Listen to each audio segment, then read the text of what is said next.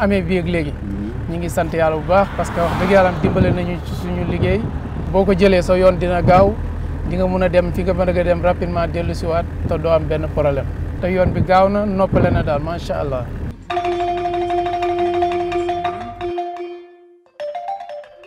Les Sénégalais voyagent mieux. En moins d'une décennie, des routes, des autoroutes, des pistes et des ponts serpentent le pays du nord au sud, en passant par le centre.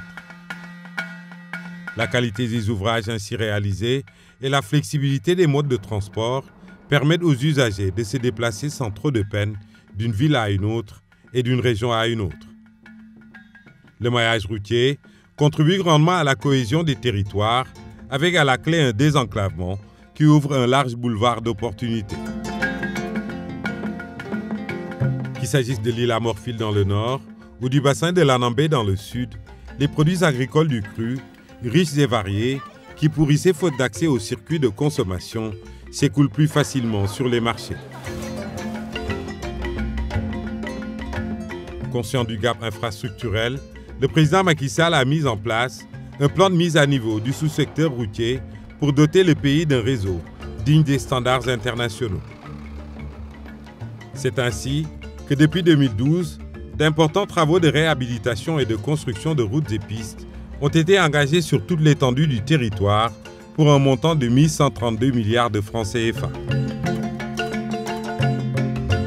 Échangeurs de l'émergence, prolongement de la VDN, Touba-Dara-Linguère, Passy-Foundiougne, route de l'hydrobase, Tivaouane-Touba-Toul-Khombol, Dinguiraï-Nioro-Keraïb, Dialokoto-Mako ou la route de Tobor, entre autres, font partie des 1362 km de linéaires routiers réalisés depuis 5 ans et qui améliorent la mobilité urbaine et interurbaine.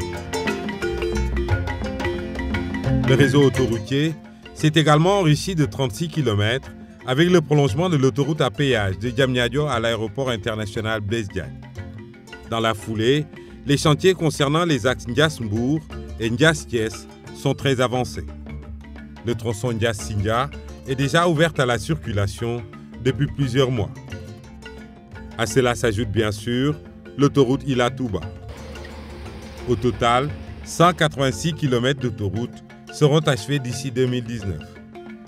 Dans le même temps, 2117 km de pistes rurales ont été réalisées en 5 ans pour stimuler le développement du transport rural, faciliter l'accès aux services sociaux de base et contribuer au renforcement des potentialités économiques.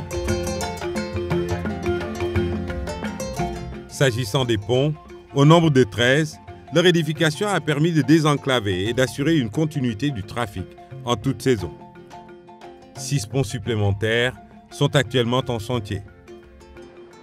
Parallèlement à ces nombreux chantiers, l'Ageroute accorde une attention particulière à l'entretien routier en vue de préserver le patrimoine.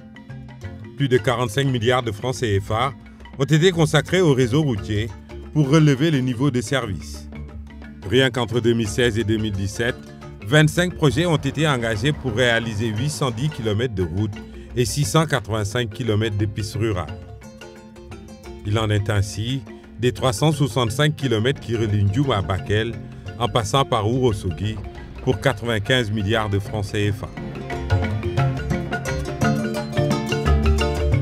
En fait, toutes ces infrastructures qui s'inscrivent dans le cadre des projets prioritaires en cours d'exécution font du désenclavement un axe stratégique de la politique de développement socio-économique. La VDN 3 est le point de départ d'une autoroute qui ira jusqu'à Saint-Louis, réduisant ainsi de 100 km le trajet Dakar-Saint-Louis.